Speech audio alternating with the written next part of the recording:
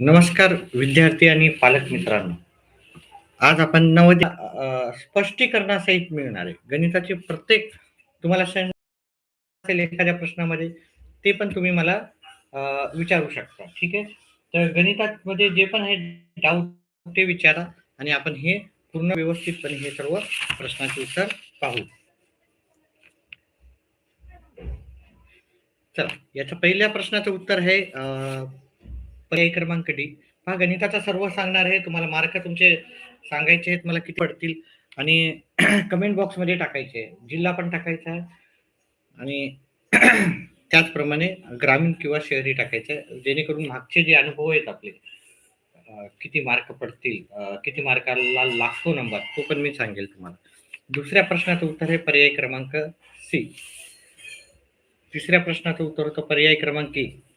ठीक आहे. तिसऱ्या प्रश्नाचं उत्तर. चौथ्या ह्या प्रश्नाचं उत्तर होतं पर्याय क्रमांक डी.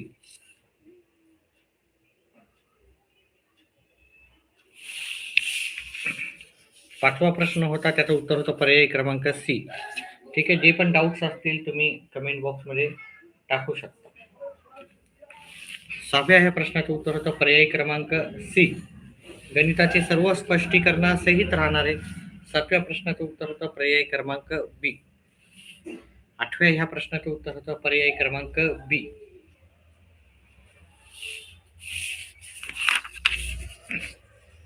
नवव्या प्रश्नाचं उत्तर होतं पर्याय क्रमांक डी. दहाव्या प्रश्नाचं उत्तर होतं पर्याय क्रमांक बी. 11व्या प्रश्नाचं उत्तर होतं पर्याय क्रमांक सी.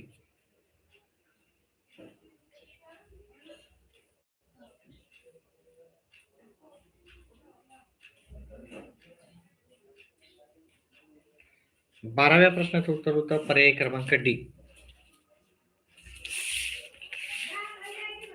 13व्या प्रश्नाचं उत्तर होतं पर्याय क्रमांक सी. 14व्या प्रश्नाचं उत्तर होतं पर्याय क्रमांक डी.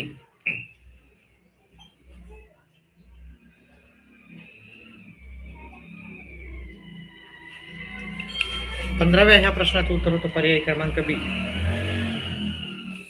16व्या प्रश्नाचं उत्तर होतं पर्याय क्रमांक डी. 17व्या प्रश्नाचं उत्तर होतं पर्याय क्रमांक ए.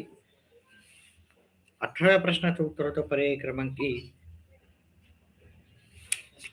19व्या प्रश्नाचं उत्तर होतं पर्याय क्रमांक सी उत्तर होतं याचं.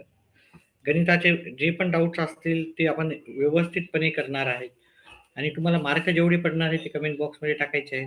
ठीक आहे. जेणेकरून आपले पाठीमागचे जे पण अनुभव असतात त्यानुसार मी तुम्हाला सांगणार आहे की तुम्हाला तुमचा नंबर लागू शकतो की नाही. त्याच्यासाठी तुम्ही फक्त मार्क नसून तुमचा जिल्ह्याचं नाव आणि ग्रामीण आहे का शहरी ती टाकायची आणि कॅटेगरी टाकायची. 20व्या प्रश्नाचं उत्तर होतं पर्याय क्रमांक सी. 21व्या ह्या प्रश्नाचं उत्तर हे पर्याय क्रमांक बी होतं. 22व्या प्रश्नाचं उत्तर होतं पर्याय क्रमांक बी. 23व्या प्रश्नाचं उत्तर होतं पर्याय क्रमांक ए.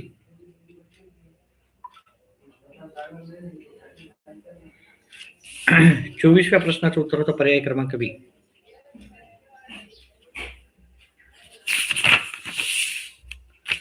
25 नंबरच्या प्रश्नाचं उत्तर होतं पर्याय क्रमांक ए.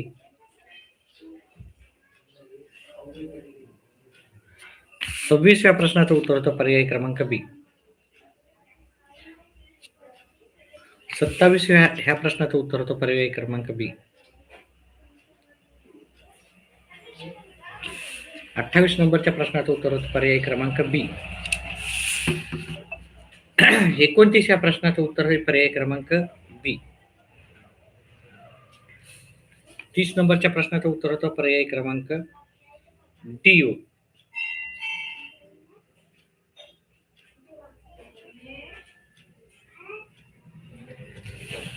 31व्या प्रश्नाचं उत्तर होतं पर्याय क्रमांक सी.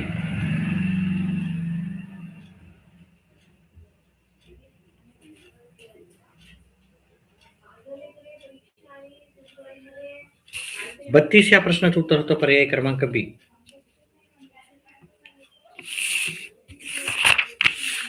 33व्या प्रश्नाचं उत्तर होतं पर्याय क्रमांक ए. 34 ह्या प्रश्नाचं उत्तर होतं पर्याय क्रमांक सी.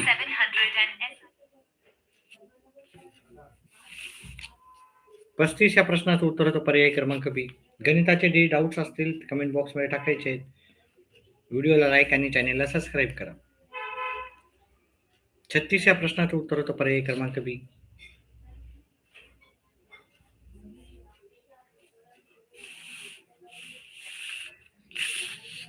37 या प्रश्नाचं उत्तर होतं पर्याय क्रमांक बी. 38व्या नंबरच्या प्रश्नाचं उत्तर होतं पर्याय क्रमांक ए. व्हिडिओला लाईक केल्याबद्दल धन्यवाद. 39 ह्या प्रश्नाचं उत्तर होतं पर्याय क्रमांक बी. 40 नंबरच्या प्रश्नाचं उत्तर होतं पर्याय क्रमांक ए. ठीक आहे, आता आपण गणिताचे व्यवस्थित सर्व प्रश्नाचे उत्तर पाहणार आहोत. बऱ्याच जणाला बरेच कन्फ्युजन आहेत गणिताचे. काही प्रश्न थोडेसे कन्फ्यूज करणारे होते, बाकीचे अतिशय सोपे असे प्रश्न उत्तर होते. आता इथे जर हा पहिला जर प्रश्न पाहिला 1 आणि 11 यांच्यामध्ये किती मूळ संख्या आहेत, हा प्रश्न बऱ्याच जणाला कन्फ्यूज करणारा असा होता. ठीक आहे, कारण इथे आपण पाहिलं 1 ते 11 मध्ये मूळ संख्या तर त्या आहेत 2, 3, 5, 7, 7 आणि 11. ठीक आहे, ह्या 5 मूळ संख्या आपल्याला एकंदरीत दिसतात. परंतु जर प्रश्न जर पाहिला इथं आपण 1 ते 11 1 आणि 11 मध्ये 1 आणि 11 मध्ये असा लिहिलेला आहे. 1 आणि 11 मध्ये हा मध्ये आहे. आणि 10वीचे जेव्हा आपण प्रश्न घेतो तेव्हा हे मध्ये म्हणजे हा 11 नंबर त्याच्यामध्ये आपण मिसळत नसतो. ठीक आहे, 11 हा अंक त्याच्यामध्ये मिसळणार नाही. कारण ह्या 1 ते 11 मध्ये म्हणलं म्हणजे 1 आणि 11 दरम्यान ठीक आहे किती मूळ संख्या आहे ते आपल्याला घ्यायचं होतं. मध्ये म्हणलं तर ह्या दोघाच्या मध्ये. ठीक आहे, आता इथे थोडा कन्फ्युजन वाला आहे. तर याचं उत्तर जर तुम्ही 11 पण घेतले हे तर एकूण 5 मूळ संख्या आहेत आणि जर तुम्ही 11 नाही घेतले तर 4 मूळ संख्या आहेत. अशा प्रकारे याचं थोडं कन्फ्यूज वाला थोडंसं उत्तर होतं बरेच जण. पण मला वाटतं याचं उत्तर पर्याय क्रमांक बी असावं. कारण 1 ते 11 यांच्यामध्ये म्हणले, यांच्यामध्ये म्हणजे ह्या दोघांच्या दरम्यान, यांच्या दोघांच्या दरम्यान आपल्याला 4च मूळ संख्या दिसतील. ठीक आहे, आता ह्या दोघांचा गुणाकार करायचा होता. अतिशय सहज असा गुणाकार तुम्ही करू शकला असता. ठीक आहे, याचं प्रत्येक गणिताचं उत्तर आता पहा. हे उत्तर जेव्हा काढायचं होतं तर 9 9 9 9 गुणिले 9 9 9 असं उत्तर काढायचं होतं. 9 9 9 81 हाताला 1 9 9 हातच्याले 9 9 9 81 आणि 9 90 इथं 9 8 येतील. सॉरी 81 8 89 8 येतील. 81 8 89 8 येतील. 81 8 89. ठीक आहे, मग हे घ्यायचं होतं, हे 9 न गुणाकार करायचं. मग हे आपल्याला जसं तसंच लिहायचं होतं 1 9 9 9 8. त्याप्रमाणे 2 शून्य द्यायचे होते. 1 9 9 9 8 असं लिहायचं होतं. आता सर्वांची बेरीज करायची होती. 1 0 8 18 19 20 ला 0 हातचाला 1 हातचाले 2 सॉरी 27 आणि 2 29 हातचाले 2 10 आणि 8 18 28 हातचाले 2 10 आणि 19 ला 9 हातचाला 1 9. म्हणजे आपलं उत्तर यायला पाहिजे होतं. ठीक आहे, 99 लाख 89,001. तर 99,89,001 आपल्याला पर्याय क्रमांक 3चं उत्तर होतं. ठीक आहे, तुमचे मार्क कमेंट बॉक्समध्ये टाकायचे आहेत. ठीक आहे, जिल्ह्यानुसार. त्याच्यानंतर हे 0.2 गुणिले 0.03. आपण पहिली मोठी संख्या घेऊ. 0.03 गुणिले 0.2 याचं उत्तर कसं करायचं होतं. तर ह्या दोघांचा गुणाकार केला, हे होते 6, इथे 0 आणि इथे 0. पहिले दशांश लक्षात न घेता आपल्याला गुणाकार करायचा होता. त्याच्यानंतर 0 ने गुणाकार केला, 0 0 0. आता ह्याची बेरीज केली, आपलं उत्तर येते 0 0 0 6. आणि आपल्याला पहा दशांश नंतर किती अंक आहे. दशांश नंतर 1, 2 आणि इथे दशांश नंतर 3, म्हणून आपल्याला 1, 2, 3 अंक सोडायचे होते. इथे दशांश द्यायचा होता. आपलं उत्तर होतं 0.0006. हे उत्तर असं यायला हवं होतं, जे की उत्तर आपल्याला पर्याय क्रमांक 1 मध्ये त्याचं उत्तर भेटून गेलं असतं. अतिशय सोपे असे प्रश्न होते आणि त्याचे उत्तर होते. आता 64च्या सर्व अवयवांची बेरीज, फॅक्टरची बेरीज. तर आता इथं फॅक्टर्स म्हणण्याऐवजी त्यांना ऍक्च्युअली इथं फॅक्टर्स म्हणायलाच नाही हवं होतं, अवयव म्हणायला नाही हवं होतं. इथं हे विभाजक असतात, विभाजकाची संख्या पाहायची होती. तर 64चे सर्व विभाजक म्हणजे 64ला कशा कशानं भाग जातो ते आपल्याला काढायचं होतं. तर 64ला 1 न भाग जातो, 64ला 2 न भाग जातो, 64ला 3 न भाग जात नाही, 64ला 4 न भाग जातो, 64ला 5 न नाही जात, 6 न नाही जात, तर 8 न जातो. त्याच्यानंतर 64ला 16 न जातो, 32 न जातो आणि 64ला 64 न पण जातो. आता आपल्याला काय विचारलं होतं, ह्या सर्वांची बेरीज विचारली होती. तर सर्वांची बेरीज करताना आपल्याला काय करावं लागणार आहे? पहा प्रश्नामध्ये काही जे शब्द होते ते मला वाटते चुकीचे होते. ठीक आहे. कारण मी नवोदयचे पूर्ण व्यवस्थित गणितं घेतो, शिकवतो, सांगतो. नवोदय असो, स्पर्धा परीक्षेचे दुसरे पण असो, ते सर्व चे मी काय करतो उत्तर करत राहतो. नोकरीविषयक पण टी-ई-टी, सी-ई-टी, एम-पी-एस-सी सगळं. तर इथे थोडंसं काही शब्द मला वाटते थोडे चुकीचे होते. जसं की इथं अवयव नसायला हवं होतं, इथं विभाजक असायला हवं होतं. तर ह्या सर्वांची जर बेरीज केली 6 आणि 6 12, 20, 20 अन् हे 7 27, 7 2, 6 2 8, 9 10 11 12, 127 याची बेरीज येते आणि 127 याची उत्तर होतं पर्याय क्रमांक सी चं उत्तर होतं.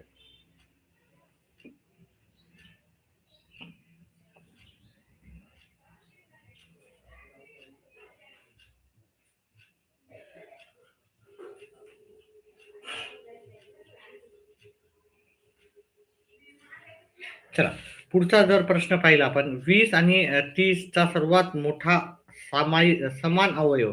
इथे समान अवयव नाही पाहिजे होता. इथं सर्वात मोठा विभाजकच पाहिजे होता. पण तरी पण आपण इथं सर्वात मोठा विभाजक असा समजूनच त्याला उत्तर करणार आहोत. उत्तर देणार आहोत. पहा 20 ला भाग जाणाऱ्या ज्या सर्व संख्या आहेत त्या 1, 2, 4, 5, 10 आणि 20 ह्या सर्व संख्यांना 20 न भाग जातो. त्याचप्रमाणे 30 ला भाग जाणाऱ्या जर संख्या पाहिल्या आपण, 30 ला 1 न जातो, 2 न जातो, 30 ला 3 न जातो भाग, 30 ला 4 न नाही जात, 5 न जातो पण, 6 न जातो 30 ला, 30 ला त्याच्यानंतर 10 न जातो, 15 न जातो आणि 30 ला 30 न जातो. आता ह्या दोघांमध्ये सामायिक समान अवयव हे सर्वात मोठा पाहिजे. आता 1 न पण जातो, 2 न पण भाग जातो, 5 न पण भाग जातो आणि 10 न भाग जातो. आता ह्या ह्या संख्येने भाग जातो म्हणजे 1 न, 2 न, 5 न आणि 10 न भाग जातो. पण याच्यातला सर्वात मोठा जर विचारला तर तो 10 असा आपल्याला विभाजक येईल. 10 हे पर्याय क्रमांक सी चं उत्तर होतं. काही डाऊट असतील, काही शंका असतील तर विचारू शकतात गणिताच्या बाबतीत. चला, पुढचा जो प्रश्न होता त्याचं उत्तर आपल्याला द्यायचं आहे. 6.082 दशांशला दशांश 0.682 दशांशला दशांश, दशांशच्या इकडची संख्या इकडे लिहायची 806 आणि इथे इथे. आता ह्या सर्वांची पहिली बेरीज करू, नंतर वजाबाकी करायची होती. बाकीच्या ठिकाणी काही नसलं तर आपण शून्य घेऊ शकतो, कारण आपण इथं दशांश दिलेला आहे. दशांशच्या पुढेच्या संख्या असतील तर तिथे आपण शून्य नक्कीच देऊ शकतो. उत्तरामध्ये काही फरक पडत नसतो. त्याच्यानंतर आपण जर पाहिलं ह्या सगळ्यांची बेरीज केली तर 2 येते, इथे 0 येते, हातचा 11ला 1, हातचाला 1, 14 आणि 15, हातचाला 1, 7 आणि 6 या सर्वांची बेरीज एवढी येते. जिथं दशांश होता तिथं दशांश दिला. आता ह्या संख्येतून आपल्याला ही संख्या वजा करायची होती. तर 675.102 याला जर आपण वजाबाकी केली, दशांशला दशांश, दशांशच्या इकडची संख्या इकडे, हे 0.082. आता वजाबाकी करताना इथं काही नसल्यामुळे इथे 0 द्यायचा. 0 मधून 2 जात नाही, त्यातला 1 कमी केला, इथं घेतला. 10 मधून 2 गेले, 8 राहिले. 1 मधून 8 जात नाही. ह्या 10ला कमी करून इथं 9 लिहिले. 0-9 लिहिले ह्या 10ला आणि इथं 1 दिला.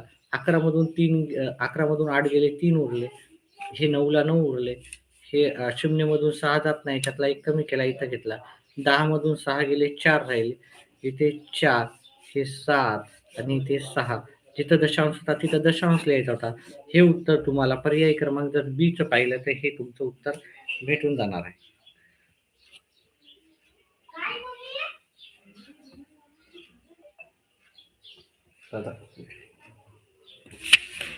त्याच्यानंतर आपण गुणाकार करायचा होता, हे की नाही. इथे पहा, 1 ने 1 लाच गुणलं तर उत्तर काय येते? 0 येते, है की नाही. याचं उत्तर जर मी असं केलं 0.1 गुणिले 0.1, तर याचं उत्तर येते 1 आणि इथे 0. त्याच्यानंतर इथं या 0 ने गुणाकार केला, ठीक आहे. तर 1 0 0 दशांश नंतर 2 अंक आहे. 1 2 सोडायचे आणि तो दशांश द्यायचा. त्याच्यानंतर आलेल्या संख्येला मला अजून 0.1 न गुणाकार केला. 1 0 0 ह्या 0 न गुणलं 0 0 0. आता ह्या सर्वांची बेरीज केली 1 0 0 0. दशांश नंतर इथं 1 आणि 2 अंक आहे, इथं 3. तर दशांश नंतर 3 अंक सोडून आपल्याला दशांश द्यायचा. 1 2 3 अंक सोडले, इथं दशांश दिला. म्हणजेच आपलं उत्तर आलं 0.001. हे उत्तर आपल्याला पर्याय क्रमांक बी मध्ये भेटून जाईल.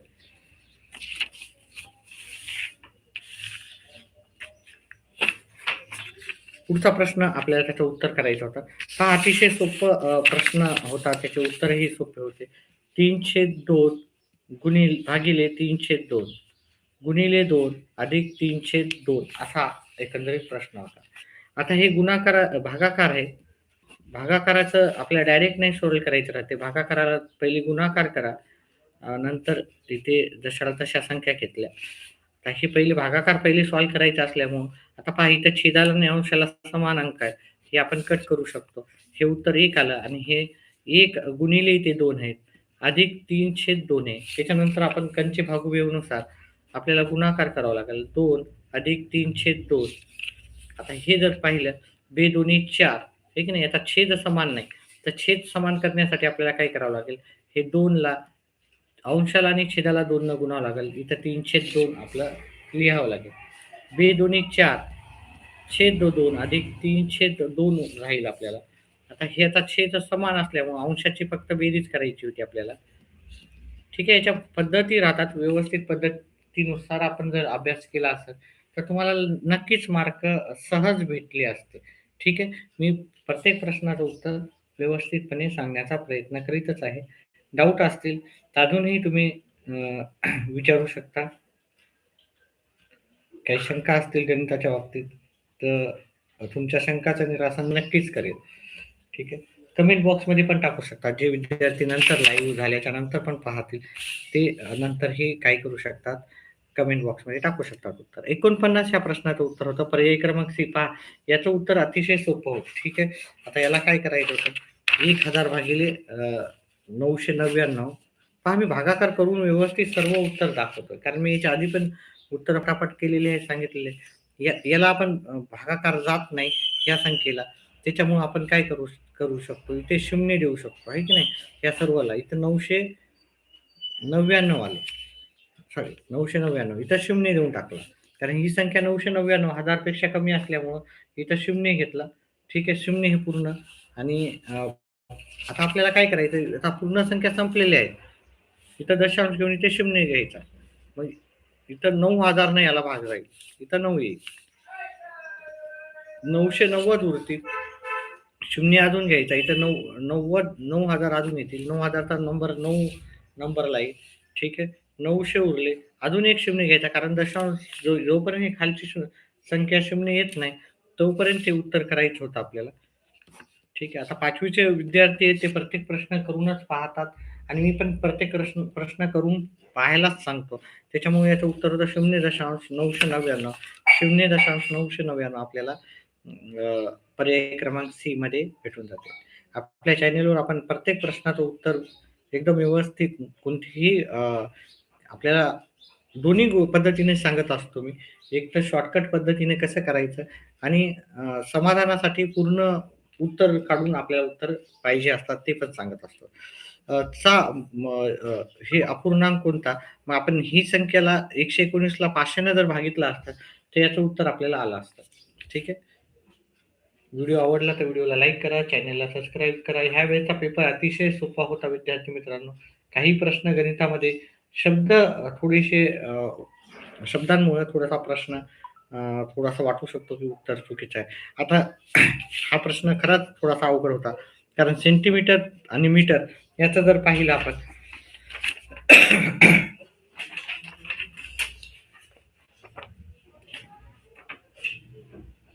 एकच मिनिट विद्यार्थी.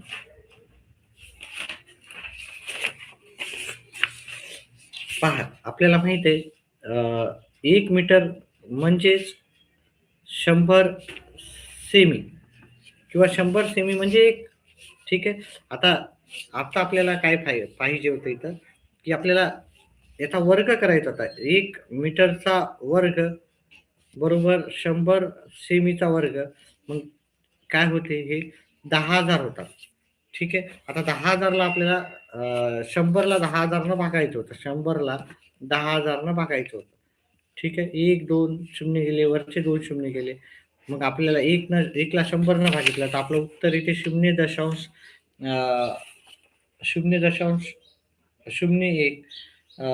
मीटरचा वर्ग हे त्याचं उत्तर होतं. आणि हे इंग्लिशमध्ये लिहिलेलं आहे. मीटरचा वर्ग तुम्ही मीचा वर्ग लिहायचा होता आणि कंसामध्ये लिहायचं होतं. तर याला पण थोडंसं मला थोडंसं डाऊटफुल वाटतं. इथं सेंटीमीटर, मीटर हे पूर्ण आपण काय दिलेलं आहे, वर्ग मीटर इथं लिहिलेलं आहे. इथं सेंटीमीटर त्यांनी नाही लिहिलं. कारण मराठी माध्यमचा प्रश्नामध्ये तुम्ही इंग्लिशचे पर्यायामध्ये पण उत्तर वापरलेले आहे. हे थोडंसं ते पण थोडासा आक्षेप घेण्यासारखं आहे. आता इथे पहा याचं उत्तर पण मी व्यवस्थितपणे दिलेलं आहे याच्या आधीच्या याच्यामध्ये पण. आणि मी याचं उत्तर आता तुम्हाला व्यवस्थितपणे समजावून सांगण्याचा पण प्रयत्न करणार आहे. पहा याचं उत्तर कसं होतं. आता पहा ते 10:45 गाडी सुटते तर संध्याकाळी म्हणण्यापेक्षा दुपारी जर म्हणलं असतं तर व्यवस्थित झालं असतं. मी सांगितलं की बऱ्याचशा जागी प्रश्नाच्या हे शब्दामध्ये भरपूर त्रुटी आढळून आलेल्या आहेत. जिथं विवादक पाहिजे होतं तिथं अवयव लिहिलेले आहेत. तिथं पण मला थोडासा डाऊट येतो. आता 10:45 गाडी निघाली. पहा आपले व्हिडिओ पाहत जा. मी प्रत्येक प्रश्न एकदम सोप्या भाषेमध्ये समजावून सांगण्याचा प्रयत्न करत असतो. 3 वाजे 30 मिनिटाला तो पोहोचला. तर त्या दरम्यान आपल्याला किती वेळ झाला तो काढायचा आहे. तर 10:45 ते 11:45 जर तुम्ही काढला, इथून एवढा वेळ झाला आपल्याला 1 तास झालेला आहे. हे की नाही? 1 तास झालेला आहे इथून एवढा वेळ. मग मी 11:45 ते 12:45 ला जर पोहोचलो असतो, तर मला 2 तास कंप्लीट होतात. 2 तास कंप्लीट होतात. आहे की नाही?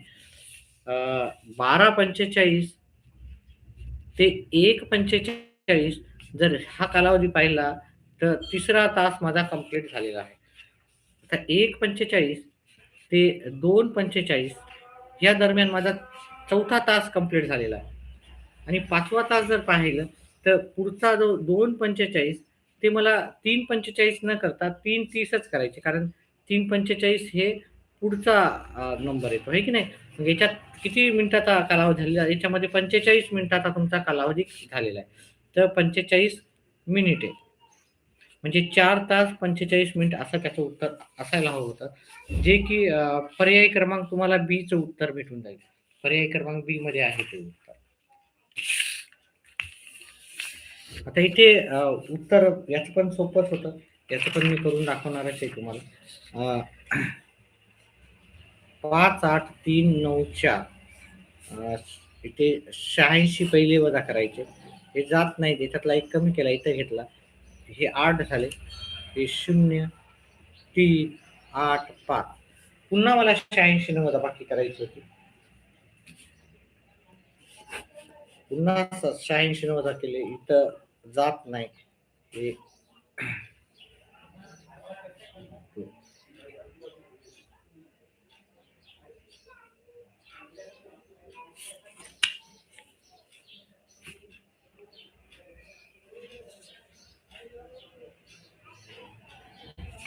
एक वेळेस अजून करू. 58,394 पहिले 86 वजा करायचे. हे जात नाही. ते 86 आहे. ठीक आहे. तर 14 मधून इथे 1 घेतला. 14 मधून 6 गेले, 8 उरले. 8 मधून 8 गेले, 0 उरला.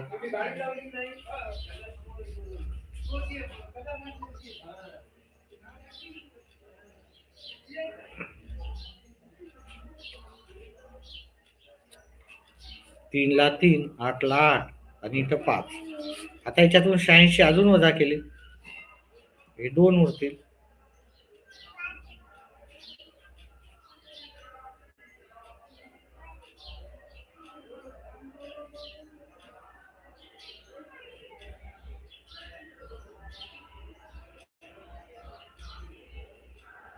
ठीक आहे.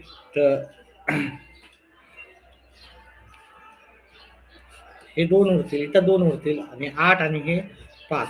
म्हणजे इथं खायचे होते 58,000. 58,000.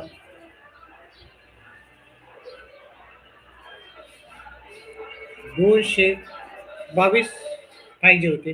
आता या संख्येला कशानं गुणलं म्हणजे 58,222 येईल. तर आपण जर पाहिलं पर्यायापैकी तर या संख्येने दिलं ना, आपण 86 ला गुणलं तर आपलं हेच उत्तर आलं असतं. तर 677 गुणिले 86, 7 सकम 42, 47 4, 42 आणि 4 46, 47 4, 36 4 40, 8 7 56, 45, 8 7 56 आणि 5 61, 47 6, 8 7 48 आणि 6 54. या सर्वांची बेरीज करायची होती. 58,222 उत्तर आलं असतं. म्हणजे जर याला आपण 677 न गुणलं असतं तर आपलं उत्तर बरोबर आलं असतं. ठीक आहे. त्याच्यानंतर पुढचा प्रश्न पहा. इथे प्रश्न व्यवस्थित वाचायचा होता. गडबडीमध्ये तुम्ही उत्तरं चुकवली असतील, मला असं वाटतंय कधी-कधी. ठीक आहे. ज्यांनी गडबड नाही केली त्यांची उत्तरं नक्कीच बरोबर आलेली आहेत. तर 500 अंडी एका डब्यात होते. त्यापैकी 325 इतकी अंडी फुटलेली आहे. म्हणजे 500 पैकी जर आपण 325 जर हे केलं कॅल्क्युलेशन, 25 एका 25, 25 दोन्ही 50, 0 म्हणजे 20 गुणिले 3 म्हणजे 60 अंडे फुटलेले आहेत. आणि एकूण अंड्यापैकी उरलेल्या अंड्यापैकी नाही. एकूण अंडे 500 आहेत. 1/5 अंडी पाहुण्यांना राखून ठेवायची आहेत. म्हणजे 1/5 अंडी म्हणजे 5 एके 5, 5 एके 5, 2 शून्य जसा तसे. म्हणजे पाहुण्यासाठी आपल्याला 100 अंडी राखून ठेवायची. तर उरलेल्यापैकी आता किती अंडे वापरता येईल? म्हणजे आपल्याजवळ टोटल 500 अंडे होते. त्याच्यातले 60 अंडे फुटले होते. तर आपल्याजवळ 440 अंडे राहिले होते.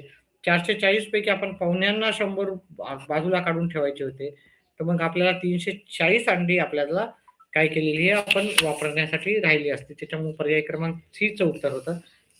ठीक आहे. त्याच्यानंतर पुढचा प्रश्न आहे, त्याचं उत्तर पाहूत आपण.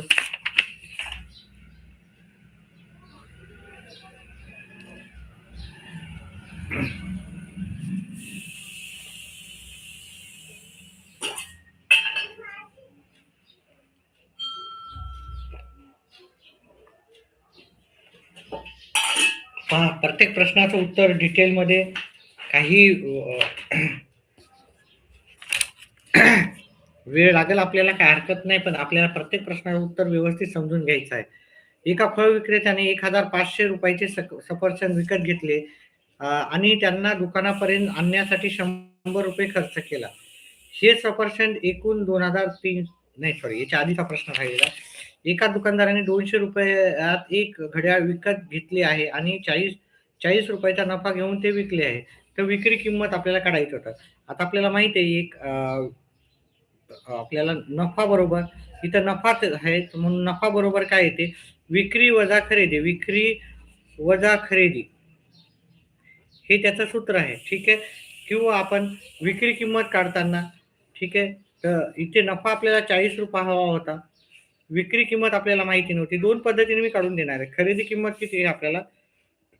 200 होती. आता हे वजाबाकीचं जर इकडे नेलं तुम्ही, हे ऋणचं इकडे धन होते. विक्री किंमत निघून गेली असते तुमची विक्री. म्हणजे आपल्याला ह्या दोघांची बेरीज केली तर आपल्याला 240 रुपये आपली विक्री किंमत निघाली असते. आता जर तुम्ही दुसरा जर फॉर्म्युला पाठ केला असता, 240 हा पर्याय क्रमांक चा उत्तर आहे. पण तुम्ही जर डायरेक्टच विक्री असं हे केलं असतं, आता त्याचा फॉर्म्युला होता खरेदी अधिक नफा. खरेदी आपण 200 रुपयाला केली, 40 रुपये नफा झालता. या दोघांची जर बेरीज केली तर 240 रुपये आपल्याला असं पण उत्तर आलं असतं.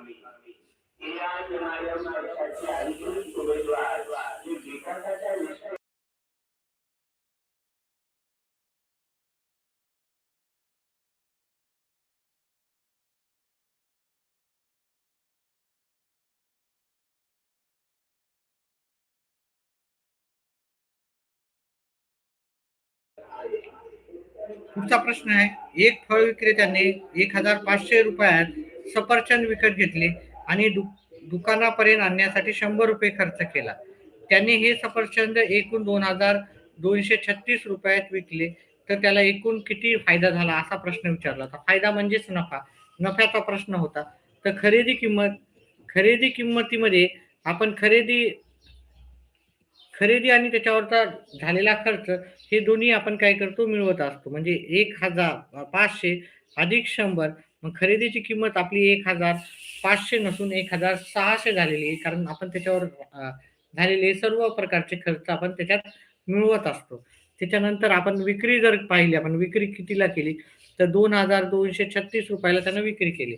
मग आता आपल्याला नफाचं सूत्र लिहायचं होतं. नफा बरोबर विक्री वजा खरेदी. विक्री वजा खरेदी. विक्री आपली झालेली आहे 2236 ला, खरेदी आपली 1600. ह्या दोघांची वजाबाकी केली तर आपल्याला 636 एवढा नफा झालेला दिसून येईल. 636 हे पर्याय क्रमांक बी चं उत्तर इथे होतं. पहा, प्रत्येक प्रश्नाचं गणिताच्या वर आधारित मी उत्तर देण्याचा प्रयत्न करत आहे. काही डाऊट असतील, शंका असतील तर कमेंट बॉक्समध्ये टाकू शकता. व्हिडिओ आवडल्यास व्हिडिओला लाईक करा, चॅनेलला सबस्क्राईब करा आणि आपले पाठ्यपुस्तकावर आधारित आपले बरेचसे व्हिडिओ राहतात ते पाहत जा. त्याचप्रमाणे ज्यांना मार्क पडलेले आहेत, किती मार्क पडले त्यांनी कमेंट बॉक्समध्ये आपले मार्क टाकायचे आहेत. जिल्ह्याचं नाव टाकायचं आहे, ग्रामीण, शहरी आणि रिझर्वेशन असेल तर रिझर्वेशन पण टाकायचं आहे. सगळं डिटेल्स टाकायची आहे आणि मला कमेंट बॉक्समध्ये टाकायची आहे, जेणेकरून मी तुम्हाला सांगेल मागच्या अनुभवावरून की तुमचा जिल्हा वाईज तुमची कट ऑफ किती असेल आणि तुमचा नंबर लागू शकतो की नाही. ठीक आहे, ह्या सर्व गोष्टी टाकायच्या आहेत आपल्याला. चला पुढचा आहे, एका पंचकोनाची परिमिती 80 सेमी असून पंचकोनाचा असा गरज नाही की सगळे बाजू एकसारख्याच राहतील. ठीक आहे, पंचकोन असा पण असू शकतो. ठीक आहे, बाजू छोट्या मोठ्या पण असू शकतात. तर त्याच्या 4 बाजूची बेरीज दिलेली आहे. आता आपल्याला माहित आहे, परिमिती काढताना कोणती पण परिमिती काढताना आपल्याला आपण काय करतो, सर्व बाजूंची बेरीज हे त्याचं सूत्र आहे, हे की नाही. आता पंचकोनाला किती बाजू असतात, 5 बाजू असतात, 5 बाजू. ठीक आहे, आता 5 बाजूपैकी 4 बाजूची बेरीज दिलेली आहे त्यांनी. म्हणजे उरलेली बाजू, तर आपल्या इथे काही नव्हतं, फक्त 80 मधून 63 वजा केले ना तुमचं उत्तर आलं असतं. ठीक आहे, ठीक आहे. 4 बाजूची बेरीज दिली ती, 5व्या बाजू एकूण बाजूची बेरीज आपल्याला 80 आहे. तर त्याच्यातल्या 4 बाजूची दिली ती, तर 5वी बाजू आपल्याला काढायची होती, ती की 17 होती.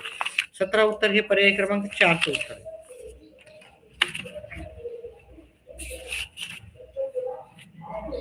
एकच मिनिट विद्यार्थी मित्रांनो.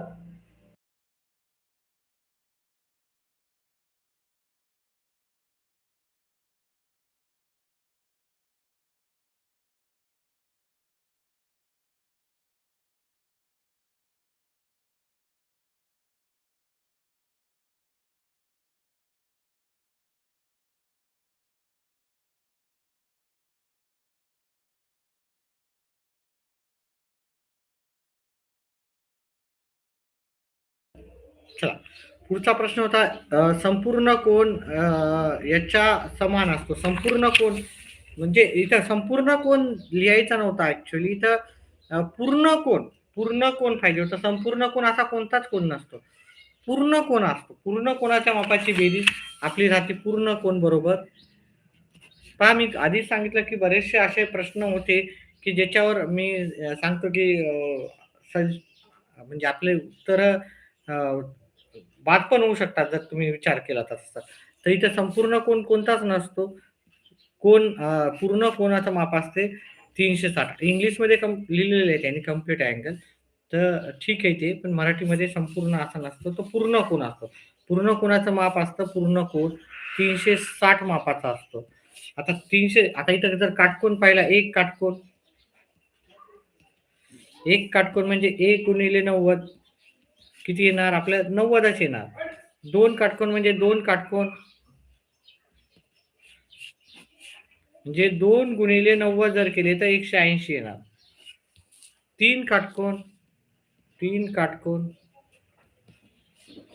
3 गुणिले 90 केलं तर आपल्याला काय येणार? 270 येणार. आणि 4 गुणिले 90 केलं तर उत्तर येते 360. म्हणजे तिथं पूर्ण कोनाचं माप 360 म्हणजे 4 काटकोन म्हणजेच पूर्ण कोनाचं माप. म्हणून इथं 4 आपल्याला उत्तर पाहिजे होतं. 4 काटकोन उत्तर पाहिजे होतं. त्याच्यानंतर पुढचा जो प्रश्न होता, आयताच्या सर्व अंतर्कोनाची बेरीज. तर आयात जो असतो आपला माहिती आहे आयात. आणि आयाताचा प्रत्येक जो माप असतो तो काटकोन असतो.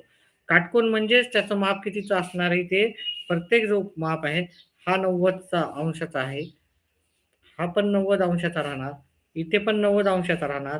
इथं पण चार कोन असतात आणि चारीला चारी 90चे असतात. आणि या 90 ची जर बेरीज केली आपण सर्वची तर ते 360 अंश अशी येते. आता 360 हे अंश आपल्याला पर्याय क्रमांक 1 चं उत्तर होतं. ठीक आहे. पुढचा प्रश्न थोडासा काही जणाला कन्फ्यूज झालेलं होतं प्रश्न क्रमांक 60व्या मध्ये.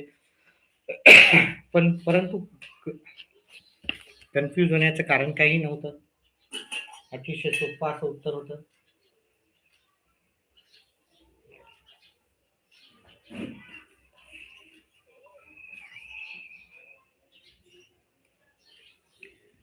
तर ही माहिती दिलेली 115 कुटुंबाची माहिती दिली. तुम्ही जर प्रश्न व्यवस्थित वाचला, मी इन्स्ट्रक्शन पण सांगितले होते कसं जायचं, काय करायचं, प्रश्न अवघड गेला तर काय करायचं. 2-2, 3-3 वेळेस वाचायचा प्रश्न अवघड गेला तर कारण तुम्हाला प्रश्नामध्येच उत्तर कधी-कधी भेटून जातं. म्हणजे तुमचा कन्फ्यूज जो डाऊट होता तो क्लिअर होऊन गेला असता. तर बऱ्याच जणांनी सांगितलं सर हा प्रश्न नाही समजला होता. इथं 115 कुटुंबाची आपल्याला माहिती दिलेली आहे आणि प्रत्येक कुटुंबात किती मुलं ते पण दिलेली आहे. ठीक आहे. तर आकृतीच्या आधारे आपल्याला सांगायचं होतं की किती कुटुंबात अजिबात मुलं नाहीत. तर ही मुलं असणारी संख्या दिलेली आहे. 1 मुलगा, 2 मुलं, 3 मुलं, 4 मुलं आणि जे 115 पैकी हे मुलं असणारी आणि मुलं नसणारी कोणती आहेत? मग 115 मधून हे कुटुंब वजाबाकी केली तर तुमचं उत्तर आलं असतं. तर 1 मुलं असणारे किती आहेत? 1 मूल, 2 मुलं, 3 मुलं, 4 मुलं असणारी आपल्याला कुटुंबाची संख्या. 1 मुलं असणारे कुटुंब 20 संख्या आहे. 2 मुलं असणारे 30 कुटुंब आहेत. 3 मुलं असणारे 35 कुटुंब आहेत आणि 4 मुलं असलेले 5 कुटुंब आहेत. असे आपल्याला 90 कुटुंब यांची बेरीज होती. आपल्याला एकूण कुटुंबाची संख्या दिलेली 115, त्याच्यातले हे 90 वजा केले असते तर आपल्याला 25 कुटुंब असे आहेत की ज्यांना एकही अपत्य नाहीये. मग आपल्याला एकही अपत्य नसणारी एकूण संख्या होती 25. अशा प्रकारे उत्तर करायचे होते. ठीक आहे. गणितावर आधारित मी व्यवस्थित करून सांगितले तुम्हाला. बाकी प्रश्नाचे उत्तर आपण पुढे लवकरच संपवणारे उत्तर सांगणार आहे. ठीक आहे. 61 या प्रश्नाचं उत्तर होतं पर्याय क्रमांक बी.